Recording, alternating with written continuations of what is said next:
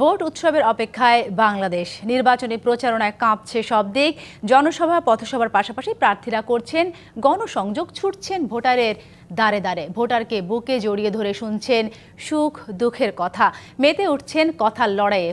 প্রচারণায় নিয়ম ভাঙলেও নির্বাচন কমিশন কার্যকর ব্যবস্থা নিচ্ছে না অনেক জায়গায়। এই মুহূর্তে ঢাকা 14 আসনে জনসংযোগ করছেন বিএনপি প্রার্থী ইঞ্জিনিয়ার সঞ্জিদা ইসলাম তুলি।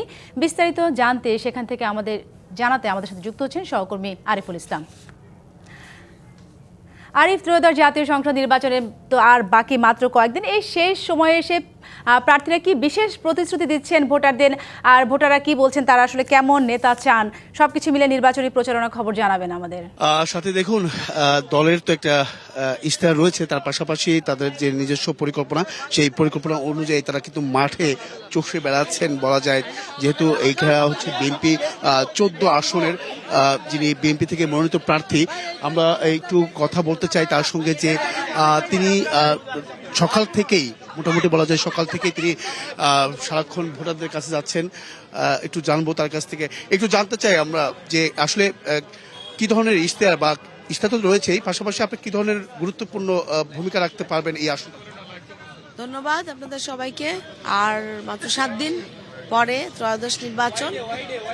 তো ঢাকা 14, মিরপুর, শাহালি, দারুসালাম, রূপনগর আংশিকের এবং আমাদের দুটো ইউনিয়ন আছে, বনগাঁও, কাউন্দিয়া।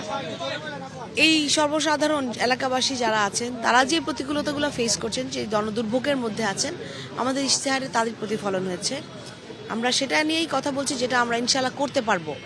কতটুকু সাড়া পাচ্ছে?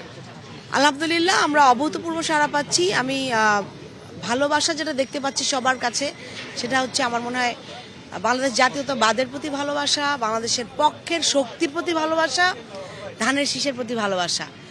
আর সাধারণ জনগণ বিশ্বাস ও আস্থা রাখতে চায়, যারা বিগত সময়ে বাংলাদেশের দুঃসময়ে পাশে ছিল, স্বৈরশাসনের নির্যাতনের সময় পাশে ছিল, এবং এই প্রতিফলনই আমি দেখতে পাচ্ছি সাধারণ জনগণ। যে এই আসনে যিনি প্রতিদ্বন্দ্বী প্রার্থী রয়েছেন আপনার জামাতের, তিনি বলছেন, অভিযোগ আকারে বলছেন যে আপনারা আচরণবিধি লঙ্ঘন করছেন। বিষয়টা আসলে কিভাবে?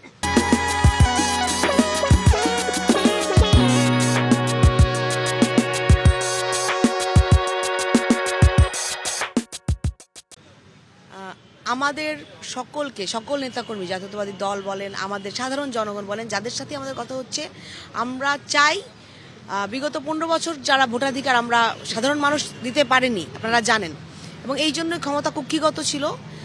সকল জনগণ যেন একটা সুস্থ সুন্দর পরিবেশে নির্বাচন হয়, এটার জন্য বাংলাদেশ জাতীয়তাবাদী দল সর্বাত্মক চেষ্টা করে যাচ্ছে, এবং কোনো জায়গায় কোনো আচরণবিধি যেন লঙ্ঘন না হয়, সেইটা আমাদের থেকে শতভাগ চেষ্টা থাকছে।